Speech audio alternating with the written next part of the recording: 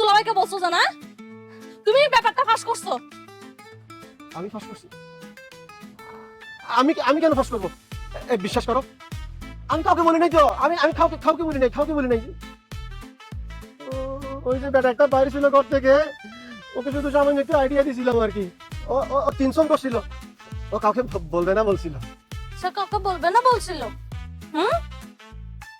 আচ্ছা, বেটাটা তো তাহলে জারবো না দেখি।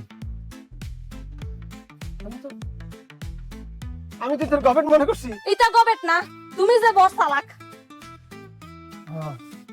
আচ্ছা, এই দেখো ডার্লিং, এই তুমি দেখিও এখন থেকে আমি এত চালাকি করে কথা বলবো, এত চালাকি করে কাজ করব, সবাই শুধু আমাকে চালাক বলবে, একবারে পুরা কেলেবার। হ্যাঁ, তোমার জন্য সুযোগটা বারবার আসতে থাকবে। এখন যাও, গেটটা বন্ধ করে আসো। ডার্লিং শোনো না। এ জান তুমি একবারে এরকম উমিকে করে রয়েছো কেন? একটু আসো না, তুমি একটু আসো।